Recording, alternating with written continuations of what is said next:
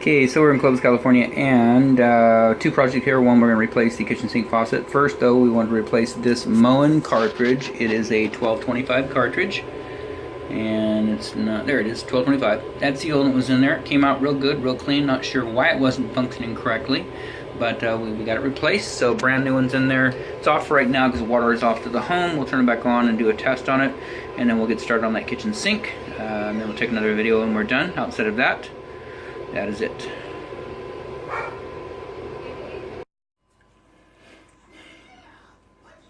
Okay, so we're still in Clovis, California, and we have the faucet installed. It is the Delta Charmaine, as per the proposal, right from Home Depot, in the stainless steel.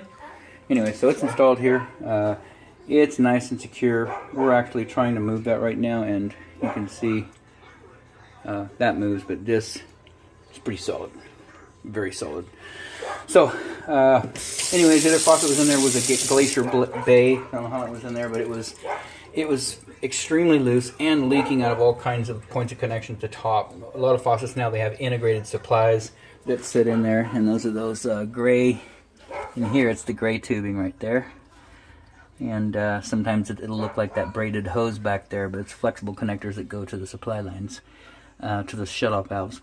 Anyways, it was leaking out of those, hot and cold, and the hose, and it was also leaking out right there. So anyways, it's in the box. That's the old one, all chewed up and cut out. This is your brand new one. So it was real nice. Hot and cold works real good, and the function works back and forth. Nice flow. And so that is it for the kitchen. We ran it for about 10 minutes in here, and just monitored down here, and you can see before it was just rolling water back in there everywhere. So we dried it up pretty good. There shouldn't be any residual water anywhere. The bottom's dried up, swept out, and back there we dried things off. So you'll be able to tell if anything's doesn't look right. You'll be able to tell right away. It doesn't look like there's any problems with the waste whatsoever. There is one issue right here. You can see that air gap. That's a big gap. You get water up here. If you get water up here, it's going to roll through into the sink underneath and cause some damage. So I'll throw a little bit of silicone on there, but that gasket's worn out, so I would recommend just not getting splashing water up on top here. It's a top mount sink, so you don't want water up on here anyways. So I would wipe this area down as opposed to wash it down. And outside of that, we're done in here.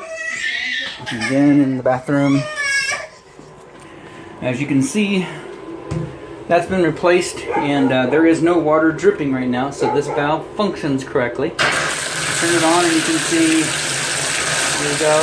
That's not supposed to go all the way around in a circle. I'm not sure what's going on with that, but anyway, that should be hot. Let's see what's going on. And the nest.